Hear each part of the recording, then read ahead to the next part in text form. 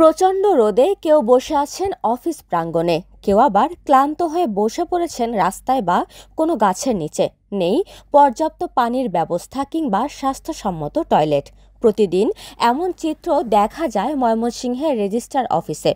এখানে এসে চরম ভোগান্তিতে পড়তে হয় সেবা প্রার্থীদের। সরকারকে রাজস্ব দিয়েও সুযোগ সুবিধা না পাওয়ায় ক্ষুব্ধ দূর দূরান্ত থেকে আসা ভুক্তভোগীরা। আমি আসছি এখানে একটা কাগজ তালাশি দেওয়ার জন্য, কিন্তু দেখলাম যে পরিবেশ ঠিক আছে, এখানে বসা তো বাদ, তারপর একটা বাথরুম দলে যে কোথাও যাবে এরকম কোনো ব্যবস্থা নাই, প্লাস পানি বা খাওয়ার মতো কোনো ব্যবস্থা নাই। আমরা এখানে আসি, কোনো প্রস্তাব পায়খানার কোনো ব্যবস্থা নাই, পানির স্টল করতে পারি না, তাই আমাদের খুব অসুবিধা।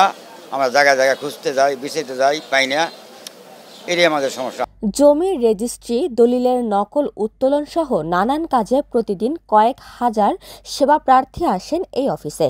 এখানে পর্যাপ্ত বিশুদ্ধ পানি, টয়লেট বা বসার জায়গা না থাকায় চরম ভোগান্তিতে পড়তে হয় তাদের। বিশেষ করে বেশি অসুবিধায় পড়ে নারী ও বয়স্ক ব্যক্তিরা। এটা একটু বসার জায়গা, বিশেষ করে যারা একটু বয়স্ক আছেন তাদের একটু বসার জায়গা, একটা হাই কমোড সহ একটা টয়লেট হইলে মানে সবাই উপকৃত হবে আর কি। দুই দূর রাস্তাতে আহি এনে একটা বাথরুম হইলে আঙ্গুর একটু সুবিধা হয়, একটা বাথরুমের দরকার। এখানে একটা গুরুত্বপূর্ণ স্থান, বিভিন্ন জায়গা থেকে সারাদিন লোক থাকে কাজকর্ম করার জন্য, কিন্তু এখানে বসার জন্য কোনো ভালো জায়গা নেই এবং এই মেয়ে ছেলেরা মানে বাথরুম করার জন্য কোনো ভালো পরিবেশ নেই, ওনারা যাইতে পারে না।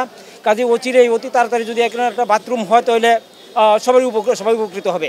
রাষ্ট্রীয় ব্যবস্থাপনায় সরকারি প্রতিষ্ঠানগুলোতে সেবা প্রার্থীদের সুযোগ সুবিধা বৃদ্ধির দাবি জানান নাগরিক নেতারা। রাষ্ট্রীয় ব্যবস্থাপনায় যে সমস্ত সেবা প্রার্থী জায়গাগুলো আছে, বিশেষ করে ময়মনসিংহের সাব রেজিস্ট্রি অফিস এবং জেলা রেজিস্ট্রারের কার্যালয়, সেখানে সুপেয় পানির ব্যবস্থা সহ এখানে বাথরুমগুলো যেন থাকে সেই ব্যবস্থা অনতিবিলম্বে করা উচিত এবং সেটি এমনভাবেই করা উচিত যাতে সাধারণ মানুষ সেই সেবাটি সহজে পায়। এ বিষয়ে জেলা রেজিস্ট্রার পথিক কুমার সাহা জানান, কার্যালয়ের বিভিন্ন সমস্যার ব্যাপারে জেলা প্রশাসককে জানানো হয়েছে, তারা দ্রুত ব্যবস্থা নেবেন বলে আশা করছেন তিনি।